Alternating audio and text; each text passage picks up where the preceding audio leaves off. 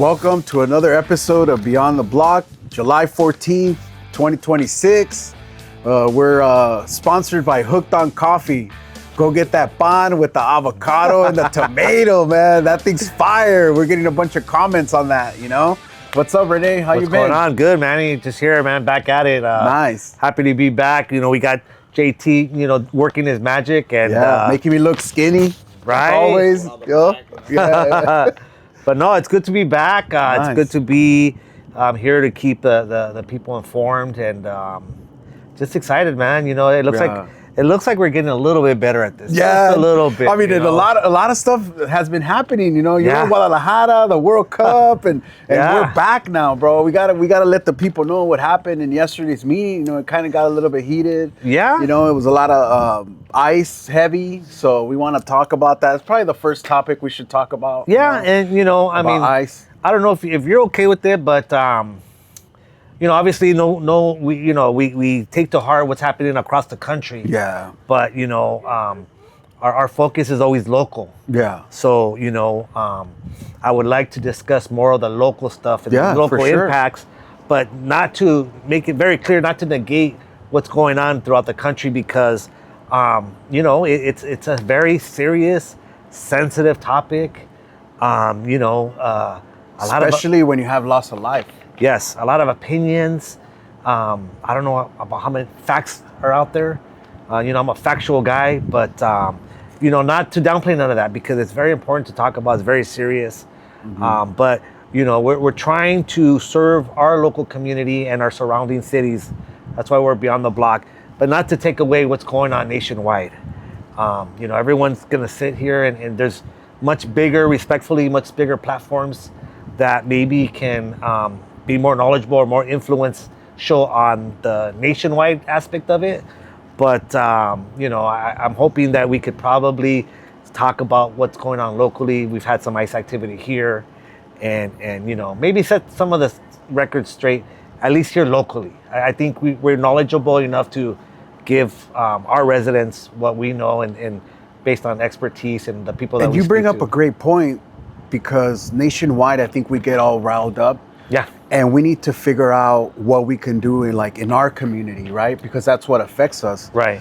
And so I spoke to some local law enforcement. I'm not going to say where, but they kind of broke it down for me, and I wanted to share with you. They brought up a law in 2017 that came out, and I don't know the exact name of the law. Right. But this law, California cannot work with federal agents at all. 100%. And you probably know more about it. Yes. And so he said, hey, this is a cause because of this law. So now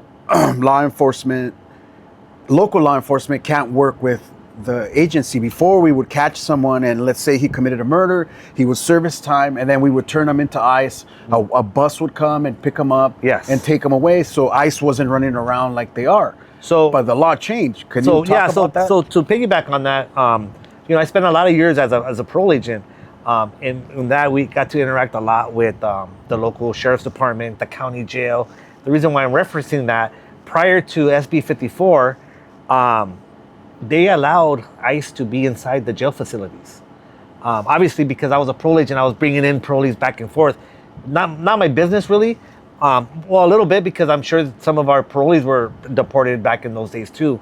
But they had like an ICE desk, and they were allowed to get the guys that they were looking for. If they're incarcerated, most likely they're at least a serious offender.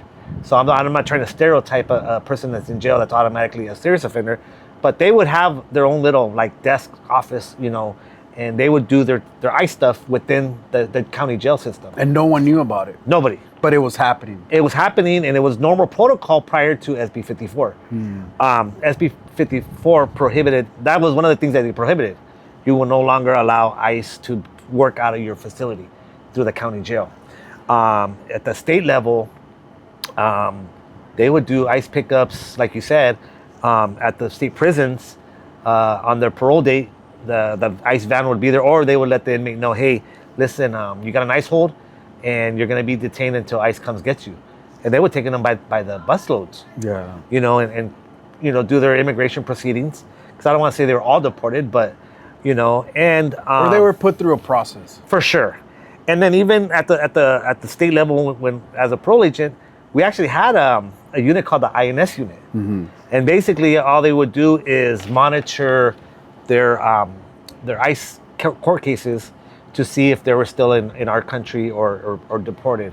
Then once they were deported, then they would discharge the parolee due to him being deported. So there was a lot of that going on prior to what we're seeing now with bad optics, right? Like, because right now I feel that, they're running around in this public safety. Yes. And the people that I talked to that were local law enforcement, they said that they don't like it either because it puts them in harm's danger. And the way they explained it was, if ICE is getting overrun, they call local law enforcement for backup, right? So then local law enforcement has to show up. And I feel, this is my personal opinion, is that I think it puts our Whittier officers in danger. Yeah, right? and it's a misperception that they're there to help ICE. I mean, at the end of the day, it's our city. They're responsible for activity in our city. And, you see these people like, oh, they should arrest these agents, blah, blah, blah, blah, blah. It's easier said than done. Yeah, that's not going to happen. I've always pushed it. If there's clear and present misconduct, then hopefully the federal government's going to deal with that accordingly. Yeah. But yeah, it's I think a sad time for a police officer to be working under these circumstances, because it's like you're trying to do your normal duties as a patrol officer, and then you have these federal agents come in. And then there's another little small topic when we're talking that they're in our local area. And I think the one that gets really the slap in the face is more the young copper that's just trying to figure it out. And learn the routine, right, of a police officer. Yeah. You get in your car, like this is your first day at work, or like maybe it's less than a year just straight out of the academy, and then you kind of get thrown in and ICE, and it creates a big mess. Because they also brought up a good point where they said, not only are we dealing with 911 calls because, hey, my brother got taken by ICE. Long. So 911 is being overused, and people are calling, hey, there's ICE, my brother got taken, and so they're doing that. And then the agent that I talked to, he said, so now if grandma has an emergency, that puts us behind, or, we just get backlogged, basically. Right. Yeah, and so, I mean, unfortunately, it's here right now. And obviously, what happened last summer, I'm very grateful that's not happening this summer. Yeah. It's not to say that it makes it better, but last summer, respectfully, was a shit show. We could probably do a whole episode of last summer, but I'm happy to see that we're not in that predicament anymore, where they're just running rapid, and you got federal agents from the Border Patrol and this, that, and the other. There's a lot of people out there that don't want to see it, period, and I get it. But at least we're not summer 2025 now, and all we can do is educate people, let people know, like, hey, you know what? It's easy to talk about it. Let's learn it. Let's pull their policies and procedures, because it should be public information. I said it once, I said it again. It's easy to talk about it, but, and now I'm talking about the police side, go on a ride along. Ask questions, but, read policy. What's their policy? What's their procedures? Then hold them accountable for that. Hey, listen, I read your policy. Your policy clearly states A, B, and C, and D. From what I'm seeing right now, or this recording that I have, because, you know what? Recording is not a bad thing. Wow. Focus more on the recording side than saying, like, hey, F you and this, that, because you're doing justice to the people that are being detained. You're doing them more of a justice, focusing on the recording part of it. You're being more transparent. And you're helping this, you want to help these individuals. We all want to help. But do it by a good recording. Giving your space, because your safety is important as well. And the person that I talked to, he also brought up a good point. He said the agents, because I asked him, I said, so are these random things they're running around and going to Home Depot because there's a lot of speculation out there? And he said, no. He's like, the agents, the ICE agents, they have pictures, they have their own database. We're not working with them. For sure. Because that came up in the meeting, and I want to talk about that. A lot of people, a lot of residents here are saying, oh, Whittier PD and the city council is working with ICE, right, or other cities, and I don't think that's it, you know? Like I said, there's a law. Most 99%, I want to say, of officers are going to adhere to the laws. If you're upholding the law, you got to adhere to the law, right? And then I'm just going to throw a little curveball here real quick. So a police officer's retirement is very lucrative. It's a big reward. You get to retire at an early age. You don't want to lose that. I don't think there's anybody logically would want to risk all that to help ICE. I mean, you're risking a lifelong pension that is very, very good still. It's changed a little bit. The dynamics have changed, but it's a very good, lucrative. You're gonna be okay for the rest of your life. And now, and well deserved. Yes, and now another law had passed that if you commit serious misconduct, which violation of SB 54 can be considered serious misconduct, you get decertified, which means you cannot be a cop anywhere in this country. That's you lose you lose your certification as a peace officer for serious misconduct on the job. So basically, you're losing this all for they want to help ICE, or I think I saw somebody say that there's a rogue Whittier PD that's giving the information on these people that are in their custody or whatnot. But if you really think about it, I'm not giving all that up for the cause of helping ICE. I think that's just the internet doing what it does. For sure. And people just putting out their information, but who knows if that's true. I mean, I don't believe it. I don't think it's true. It's just, I think any common sense person has to think this individual worked hard to get into the department. You got a strenuous background check, polygraph, the whole 9 yards. Then you're going to go to the academy. You're going to get your butt kicked at the academy. Then when you finish, you have a whole year probation, this, that, and the other. You're trying to earn respect amongst the community members and all that. And then all of a sudden, we're going to just go rogue for the sake of deporting individuals or helping ICE and risk losing everything I just mentioned. Once again, Manny, it's common sense ideology, and people might not like it, but that's what it is. I mean, it's common sense. There's no one that would really come and argue that people would risk it all.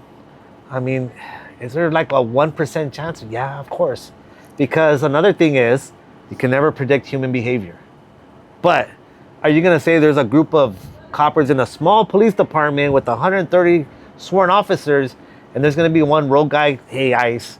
Like, there's no reward. Like, a peace officer cannot collect a reward on a person who's wanted. It's part of their duties. Like, so it's not like you're going to get the $50,000 reward that they offer for, some killer or some. And it would be super hard in some Jason Bourne stuff, Well, yeah. There's no way that's true. And then, not to mention, when you guys go out and patrol as police officers, I mean, one of the guys on the internet, I forget his name, he says the enemy gets a vote, right? Like, you could train as much as you want, right, and you could be prepared, you have the best gear, you're in shape. The enemy gets a vote too, and so it's hard to predict that. Right. So I guess we're saying all that to say this. ICE has been in the city of Whittier through the month of June and July, I think twice. The way it was reported that they were in front of the library, blah, blah, blah. Well, we know, at least I know, and most people know, that when they release people from local custody, they release them to that back door. And ICE was there to pick up these individuals for whatever crime. I don't know if they're serious about it. Well, and again, it goes back to that law, right, from 2017. Yes. because the person that I spoke with actually said that exact thing. He said, what you don't realize is if we have people, because of this law, that we have to turn over to ICE, we can't do it because it's against the law. So then we'd let them out because that's what we have to do. Right.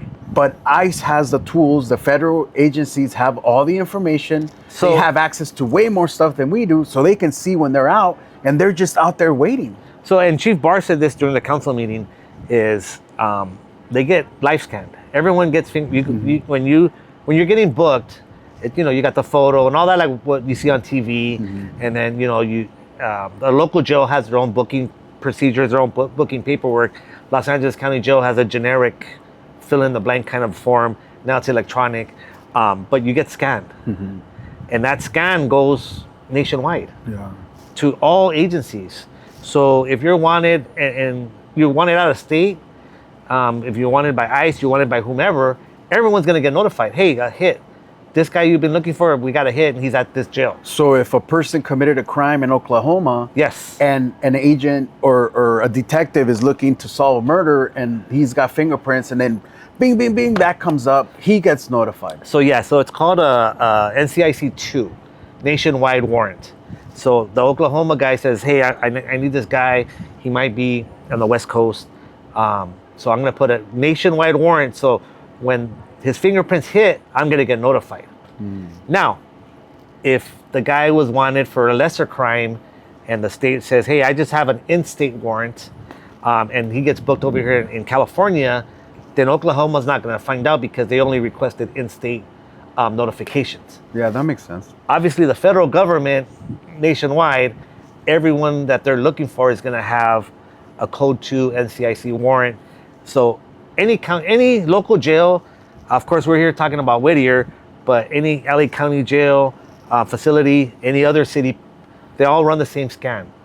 And they're all, regardless of where they're at, they're gonna get a hit.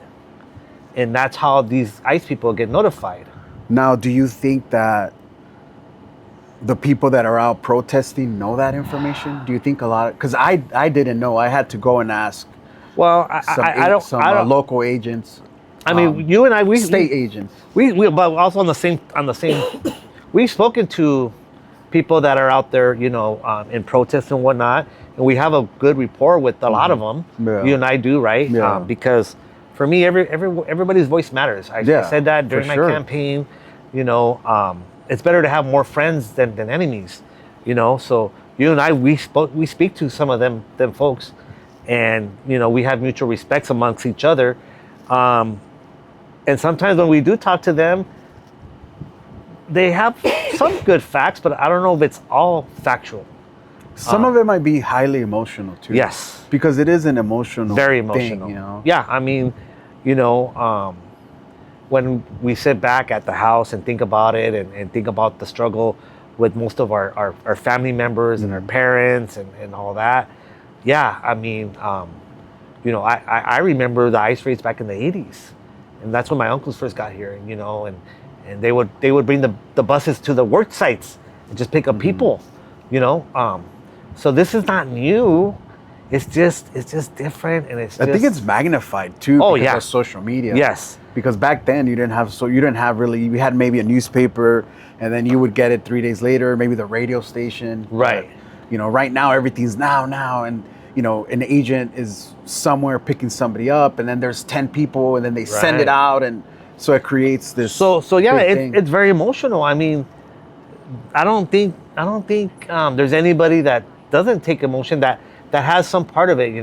I mean, we got relatives, we got friends, we got friends of friends, we got people that look up to you and I and be like, hey, you know what? I know you know a little bit about the federal government. Help us, and I bend over backwards for them. I don't shy away from them, because we're in a time right now, Manny, that there's so much separation, that we just gotta take a minute to just kind of help each other out. Be more human towards each other.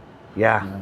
I'm sure that I hope that this comes off in a positive manner. There's gonna be some people that are just be like, oh, these dudes right here, man, but I learned it, I lived it, even though I've never did any kind of enforcement of ICE, but you know, if I seen them when I was still working, like I'm talking to somebody, you know what I mean? Hey, I want to know what you do. You know, I need to get educated on this, and how does this work? And you know, and that went across the board. I was blessed to work with a ton of agencies. And it would make you a better agent, a better person. Yeah, because I had to explain my job because it's very unique, and I want to know about theirs because it's unique to a certain point as well. You know, I mean, there's just so. And it's interesting as well. Oh yeah, oh yeah. I mean, you gotta. You guys share ideas. How do you do this? Yeah, do this? Yeah. Hey, how do you get all the nice cars and the nice toys and stuff? And you know, I'm just a state copper that you know. I got a Crown Vic. How do I get the Ford Explorer? Jeez, my very first car was a Ford Focus, bro. Oh no. Oh no, I'm sorry, Chevy Cavalier, bro. Oh no. A teal. Yeah. You know, and I'm rolling the streets of South LA and the jungles in my little teal, you know, Chevy Cavalier, doing home calls and checking out parolees and stuff, and you know. And that's a dangerous job. And talking to some of the local law enforcement, you know, they're frustrated just as we are. Yeah. You know, and nobody wants to see this. Right. And, you know, I feel like the meeting kind of addressed that. Like, you watched the meeting, right? Yeah. And the mayor and the city council, I think they did their best to try to address a lot of issues. I think they did a great job. But also having the chief there, and could you explain what he said and let the people know? Well, I think he wanted just to clarify that whole SB 54. I have no doubt in my mind, and of course, yes, I come from a law enforcement background. I have no doubt in my mind that they are adhering to every bit of SB 54. Like I said earlier, there's no reason not to. If that's the law that's written, and you're out there patrolling and enforcing the law, you're going to adhere to that law. Why lose a pension, number one? And then number two, it's like a strict penalty for law enforcement. I would love to see penalties like that for local politicians or local state politicians. Right. Like, hey, you broke the law. We're going to, you know, judge you and take away your pension or whatever. Right. Just like a police officer, right?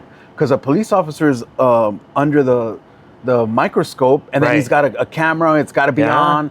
You know, if I go up to a cop and say name and badge number, he's got to tell me his name and badge number. Right. When you go to, sometimes you go to local politics, or you go to the state level, they won't even open the door for you. For sure. They won't even talk to you, bro. If you go to the governor's office right now, he's not going to open the door for you. You know, but you as a police officer, Garcia, badge number 533141. You know? Yeah. I mean, it sucks. And that's what I don't think a lot of people realize, that there's more in common amongst all of us. For sure. You know, so I wanted to touch on that. No, yeah, and like I said, you know, title, put the title to the side. We're all people, man. You know what I mean? We all go home. You know, a lot of us go home to wives and kids and this and that, or their significant others, or trying to pay the mortgage. Yeah. You know, we need benefits for our kids. I mean, sure. There's all kinds of stuff going on. You know, it's just a very unfortunate time, unfortunate situation. You know, like I said, if there's anything that's a little bit better, it's just at least we're not summer 2025. You know, where you know all these crazy people are fighting against the basically a law enforcement out of anger and hate, but there's consequences after that too. You know, and not only that, the agents that are coming in to a border patrol agent from a rural area coming into a city and trying to, you know, maneuver through this. He's at a disadvantage. Huge, you know. I'm sure they do a great job you know, at the border. And I think there is a need for that because, you know, there's no secret. There's a lot of bad things that happen in border towns, and, you know, there is a need, you know.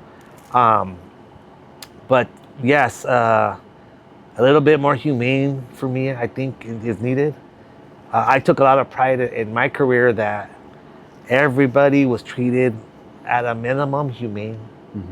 I went out of my way. Like, I take the most pride in my career I took is the fact that, you know, everybody is a human being. You know, the crook's mom, the crook's tia, you know, sheesh. I've bought a burger for a crook here and there, because at the end of the day, they're still people. If we're believing every single thing that's being reported, yeah, they need to do a little bit better job with their detention centers, this, that, and the other. Yeah, well, hopefully they clean it up and they start doing better. Back to the use of force, the deadly use of force incidents. I would really want to know: is there an existing policy that tells these agents, or why are they in front of moving vehicles, or why are they putting themselves in a situation where now you're saying that it's justified deadly force because you put yourself in front of a vehicle that may move, when I know for a fact that there's a lot of agencies that have policies behind it. I worked for the state. We couldn't even utilize a car to block another car, let alone my body. I was thinking about that because I don't think local law enforcement would ever stand in front of a car like that. And then also too, I've seen shootings where the police officer will shoot at a moving car if the suspect is using the car, hitting his car. Like, Right. that would be different. Right. But having an agent outside of the car, standing in front of the car, that's kind of a... Yeah, and because I knew we were going to touch on this topic, I did my research because we're trying to avoid any speculation, or we're trying to avoid opinions. I researched in the last 60 days how many reported incidents of deadly force that were utilized towards a moving vehicle. Mm-hmm. I think they said there was 4 nationwide. Obviously 2 were ICE that resulted in death. And the other 2 did not result in death. I believe one was great bodily injury that was reported nationwide. And that number is that's a scary number, bro. You got 2 incidents that resulted in death by one agency. And then nationwide, there's only 2 other incidents involving vehicles. It's something to say, Yeah. So, and I share that because, like, I'm not just trying to here to defend law enforcement and blah, blah, blah, and let's obey the rules and everyone should. The facts are the facts. Yeah. That's something to question. Mm-hmm. Hey, let's question why. Is this policy working? If, number one, if there's a policy. One thing I do know is this, because I was a federal task force officer for a federal agency, not ICE, but in another one that if you look it up, you'll find out, but I won't say what agency. But The 3-letter agency. the 3 letters. Yeah. So one thing that it was always mentioned during our briefing was they had to, by their policy, speak on the deadly use of force that they're allowed to use every single time. Like, it's almost like I could memorize it. Mm-hmm. So we read, like, okay, here's a suspect, here's that location, here's where we're going to, the nearest hospital, this, that, and the other. And when it's all said and done, federal deadly force policy states, blah, blah, blah, blah, blah, blah, blah. You only utilize, blah, blah, blah. People that are here as a representative of any other agency, you are to abide by yours use of force policies, blah, blah, blah. Every single time. There was not one time, and can probably say at least I've done over 100 federal operations where they didn't be like, oh, today we're not going to read it. They read it, bro. They read it. We might say, okay, yeah, the hospital's down the street. But when it came to reading the deadly force policy, federal use of force policy in regards to death or bodily injury, they read that verbatim, bro. So and now switching to drones, though. Okay. Because, I was talking to the same people, right? And I'm saying, can a drone fly over my house? And they said yes. And I'm like, I'm anti-drone, and if I own my property, I don't want drones flying around. For sure. And I know at the meeting they spoke about drone first responder program. Yes. What was that all about? Okay, so we're really worried about how a government entity can fly over your house, but shouldn't we be more worried about how your insurance company can fly a drone and say your roof's messed up? That's a good point. I didn't even think about a that. for-profit private company is, and I don't know what law or what, but there's incidents now that, State Farm, I'm going to put them out there, that apparently are flying drones over your house to make sure that your roof is okay and that your brush is cleaned up. But we're worried about a drone that's going to fly over your house because they're responding to a critical incident. Just something to think about. Yeah, that's right? a good point. You got maybe a real estate agent who's selling your next door neighbor's house, but when he goes up and he sees your backyard and maybe you didn't cut the grass that week, but we're worried about yeah, I mean, what if I'm tanning with no chonies? Yeah, you're cooking some kind of salad, you're pounding beers in the back. Yeah. So that's just something to think about. Back to the first responder program. So let me tell you, the first time I saw that was at Beverly Hills Police Department. I want to say it's probably been maybe 3 years ago. We had a case in Beverly Hills. We went to the police department to go pick up some evidence. Beverly Hills is a great police agency, and they invited us to see their program, their drone program. They're one of the first people that had the drone first responder program. That's what it's called, the DFRP, but it's the drone first responder program. And let me tell you, bro, it was amazing. So first of all, I'm going to say this because I'm sure they tell everybody, that's probably one of the safest cities or safest parts of LA you'll ever have.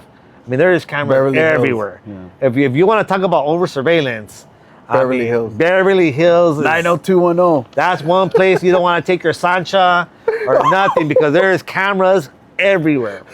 So, okay, back to business. So they take us to this room and they were like, hey, we want to show you our drone program because they're probably one of the first people that did it. And so what this new drone program that the chief was asking for and he got, so kudos to them.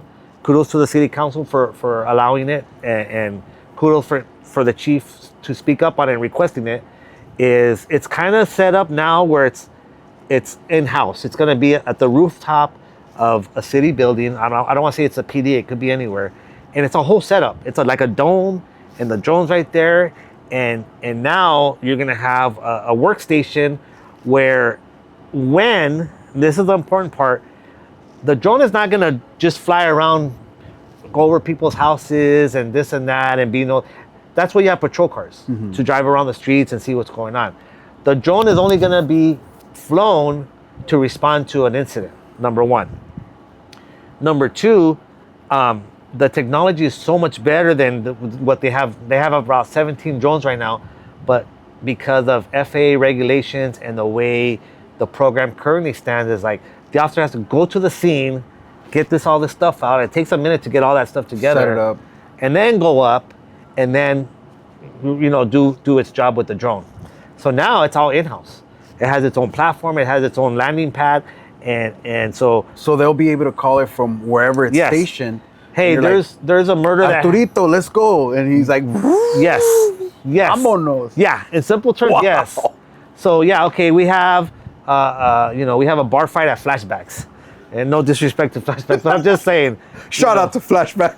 So they enter the computer, blah blah blah. The drone does its thing, and the individual doesn't have to be near Flashbacks, but the drone knows exactly where to go. The drone will probably get there before officers get there. So now they have firsthand. Okay, what's really going on? Oh, it was just a fist fight. It's not a big deal. So now we don't have to have 4 or 5 cop cars driving code 3, which is lights and sirens, and the likelihood of them hitting somebody, it gets reduced. Hey, it's just a bar fight. We only need 1 car. Yeah, code 3, but instead of having 5 or 6 cars. So it'll make the city a lot safer. More, it'll be more efficient for law enforcement. And one thing that I'm using this up what the chief said, that there was a scenario from another agency that has the drone first responder program, that they were saying that there was juveniles passing a gun to each other. So back in the day, in the early, hey, there's 2 kids with guns at the shopping center. What are the cops going to do? They're going to go code 3, draw down on them. There's a good chance that an officer involved shooting may occur. Now you can avoid all that because the drone's gonna get there first, can zoom in really good and see, oh, it's just a lighter, and it was a lighter. With the drone? Yeah. Wow.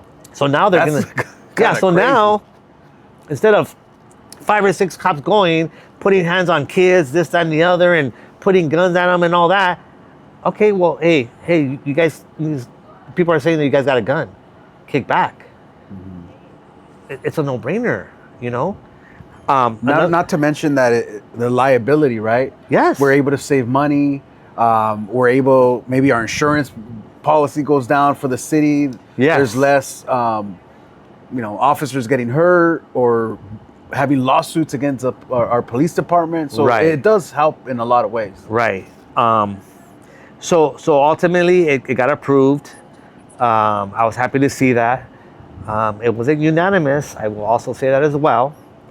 But it's a no-brainer. I mean, another thing I want to talk about when it comes to that is technology is key. I'm sorry to say it. I understand that there's some companies, and I don't want to mention names because I don't want to, one way or another, that do collect data, and I get it. I truly get it. I'm not trying to, we're not getting paid by these people. But we're not. But I'll tell you this. We're getting free coffee at Hooked on Coffee. I'll tell you this. Technology is the future, man. It's just plain and simple. It's going to reduce a lot of crime.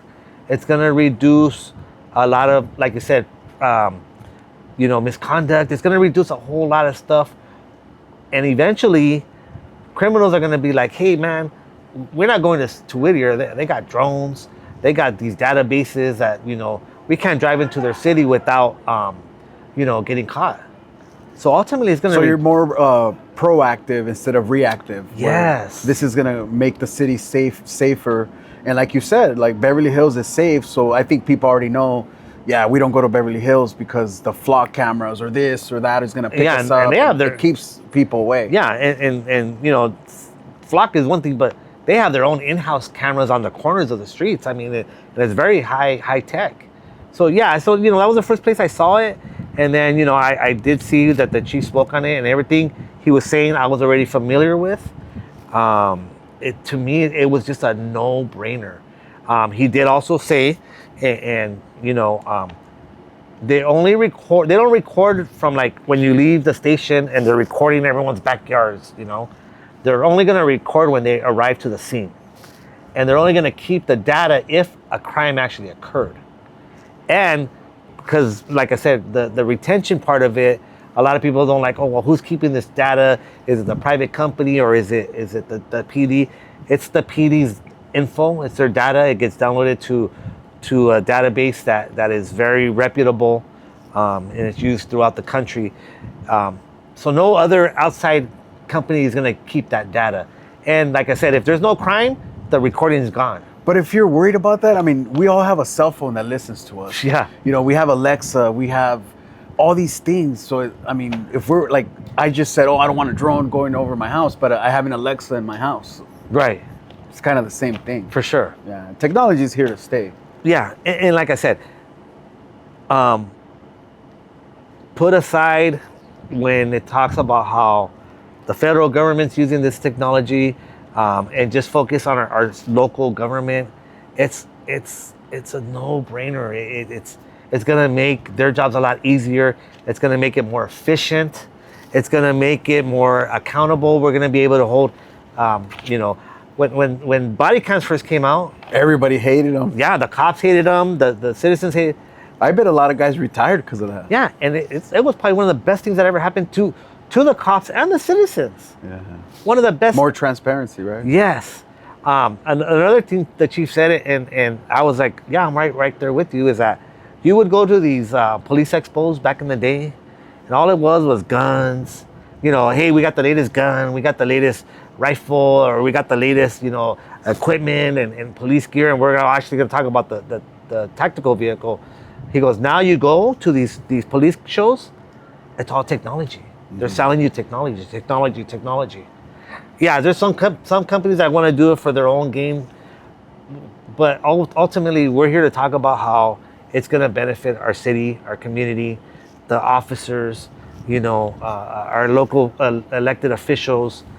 Technology is going to make policing just so much more transparent, so much more efficient, and it's going to save lives, man. It really is. Well, you've changed my mind. Now that you say that, I think it's a good idea, especially here in Whittier, because imagine if we have a fire, somebody calls 911, send out the drone right away. You could pinpoint, the fire's over here. Yes. You could set up some tactical stuff. So that, yes, responding to fires. And here's another important part. These drones have FLIR, so night vision, and they have like the heat detection. So if there's someone missing, the drone's gonna find the heat detection versus a patrol car that's driving around. Because like I said, we're still people. At the end of the day, we're trained. We have liability. We're still, we have capabilities aren't there, right? Yeah, we're still human beings. Like I said, put the badge and all that. We're still somebody that goes home to their, to their loved ones. And you can only do this so much and try to find somebody. Now you got this drone with all this awesome technology that the likelihood of them finding a missing person is highly likely if they're in the right area and they have the right information.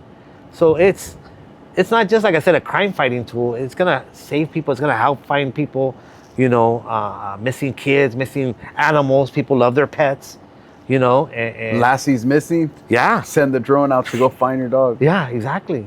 Nice. I'm down to use my taxpayer money for that. Yeah, I don't think it's a bad thing now that the information that you provided. Right. I think it's good, and I'm glad the chief was there and he was able to, hopefully clarify a lot of the residents that have concerns, and hopefully now they feel a little bit better. But now switching it up to the armor tactical rescue vehicle, they all voted yes, right? Yes. The price was good. So yes, well, the price was good because of this, and 100% I'm with it. So every time any agency seizes money or cars or whatever, asset forfeiture. And I know a little bit about it because I used to deal with our asset forfeiture guy. We would get our little chunk of money from when we would do federal operations. That money can only be used for police and police equipment. Mm-hmm. So first and foremost, like you said, the truck was approved by all the city council members. So thank you guys for that. Much respect for that. But it's being paid for by the asset forfeiture fund. So it's not costing the taxpayers money. They're just utilizing the money that it was gained from asset forfeiture. And From criminal activity, right? Yes, so whatever money they had in that bank account is what they used. And by law, you could only use it for that. So it's a win-win. It's a win-win, number one. Nice. One thing I did learn is that the current armored vehicle they have is a 1979 armored vehicle that they inherited from like the Navy or something like that. Wow. So, I mean, come on, bro. It was time. Beyond. And maybe we could sell that one to Santa Fe Springs. Right? To start off. Yeah, They're opening up their new, so. Kudos to them. It's a newer truck. And basically the way it was presented, and I truly believe it, number one is officer safety. We're a small city, but that doesn't mean we're not, people are going to shoot at the cops regardless. We had one, a few years back. So we're not exempt to that. And yes, we're not running and gunning like other bigger cities and agencies, but we still have a need to protect our officers, number one. It's also going to be utilized to rescue citizens, So yeah. I agree. And not to mention that, we're asking officers to go put their life on the line. I mean, if I was going to be sent somewhere to protect, I would want to have the best equipment. Yes. It's like my job. If I'm going to go do a job, if I'm a plumber and they sent me with pliers and wire cutters to do a repipe, I want to be like, hey man, like you want it done today, but I don't have the tools. Right. Like, how am I supposed to do this? So I think we're doing our officers, the city and the residents, the taxpayers, a disservice if the officers don't have what they need to perform on the job. And one thing I want to also note, because like I said, I'm here to educate, man. At the end of the day, I'm a citizen now, and I have a certain expectation of our law enforcement. If I need them to come to my house, I'm just because I know how to do the job. I'm done. I want them to do the job. That's what they're getting paid for. Mm-hmm. But what a lot of people don't understand when you're talking about equipment, not only myself, but there's a lot of officers that buy their own stuff out of pocket. And I don't know how many residents know that. I mean, I've spent thousands and thousands of dollars because I want to come home to my family, Maybe you get a bigger vest, right? More. All of that. Name it. Better armor. I mean, I still have my equipment that I purchased on my own dime. Mm-hmm. Now it's just, kind of just collecting dust. But that's stuff that I paid for, and I'm not the only one that's done it. I know there's a lot of officers out there that are using their own money, their overtime check or whatnot, to buy their own equipment for safety. So yeah, the truck was a great thing to do. Like I said, it wasn't going to come out of the taxpayer, which is great. It's a needed, and yes, it's probably going to sit there, but that's a good thing. If it's sitting, then we're not. That means we're safe. Yes. Yeah. But once again, you get this equipment in the event of.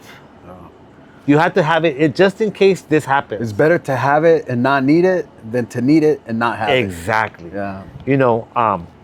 My a lot of people are like, oh man, you guys are just overpaid babysitters and you're this, you're that, I would tell them, come put on the uniform. Well, you're not getting paid for what you're doing. You're getting paid for what might happen to you. The risk. Mm-hmm.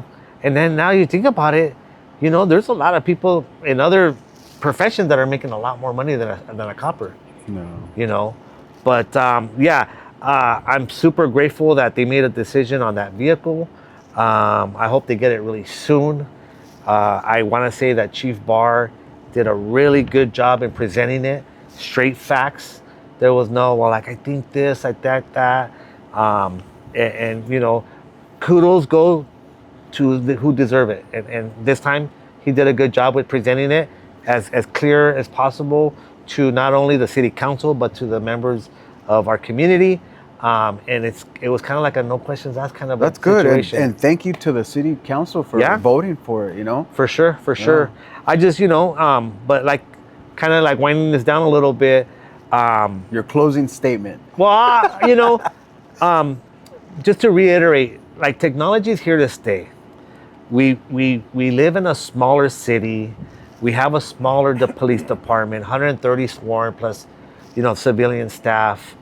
I know we're blessed that if we have any questions, concerns about our police department, that we can reach out and we'll get answers. Mm-hmm. If there's any kind of misconduct, this is not the big city coppers, and I'm not going to throw shade to any other agencies, but a small police department is going to be supervised a lot easier than a larger police department. Oh, yeah. So when people are mad and they're frustrated and they're this and the cops are working with ICE and the cops are this and that and da, take a step back and realize hey, we're in a small city. Mm-hmm.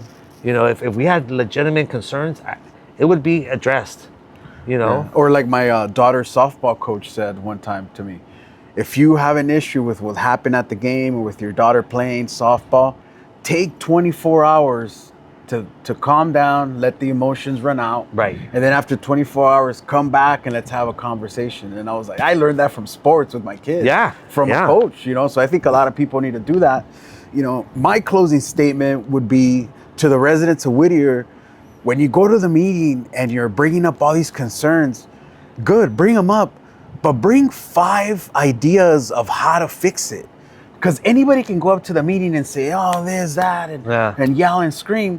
But okay, bring up some ideas. How are you stepping up and making your city better? What are you doing to improve your city? Because I'm pretty sure we have people that come out of other cities just to stir the pot. For sure. At least that's what I think. I don't have any facts, but I'm just throwing it out have there. Facts. And there's a couple individuals, but they're not worthy of the attention at least from us. Yeah. But no, I agree.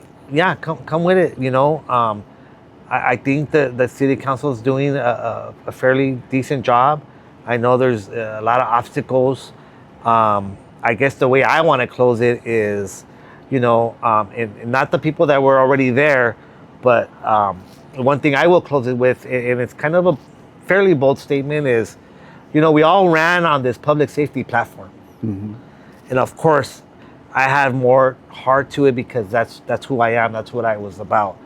But everyone else jumped on that train too, So when it's time to give to our public safety, and not just talking about the police, but the fire and emergency planning, everything that I preached during the campaign, and I say this with the utmost respect because I'm not saying this in a just, you sold it to the community.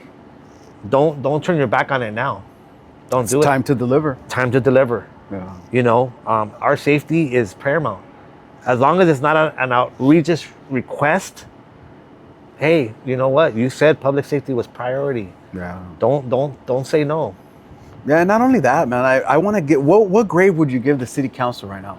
Just based on the month and a half. I mean, how long have they been in office? Like a month and a half? Yeah, 2 I mean, they months? got elected in April. We're in June, July now. 3 months? Yeah, I My mean, math sucked. well, yeah, but I'm gonna do it like all these other parts. I don't want to give a grade. You know what I mean? And I do that in a respectful way because the road is still a long one for them. So yeah, no grade. I'm gonna go ahead and give them a B. Okay. And I hope if they could bring because I know they were there till 1:30 in the morning. Yes. So if they could go home a little bit earlier, maybe I'll give them an A. Yeah. Let's be efficient. Yes.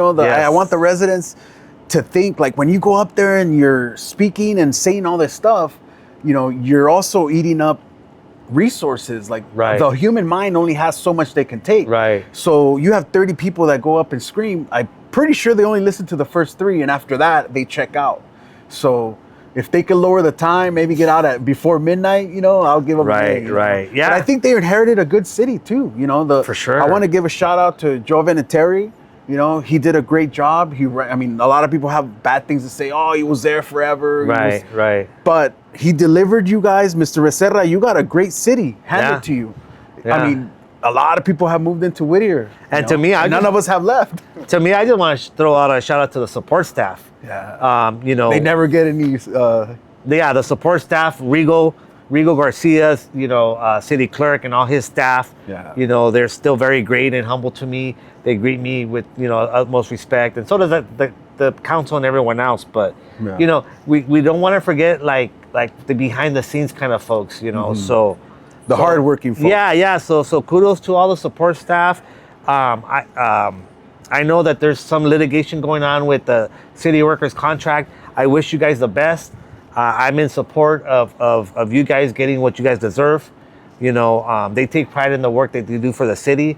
Therefore, pay them. Yeah, Pay them. Let's sit down and give them what they got coming. Maybe we'll talk about it next week. Yeah. So with that said, I'll close it out now that we're more close it experienced. out. But hey, I thank you guys for watching. I hope we're doing you guys a service. Obviously, everyone's gonna have an opinion, but we're here to try to do the right thing for our community and for our surrounding cities.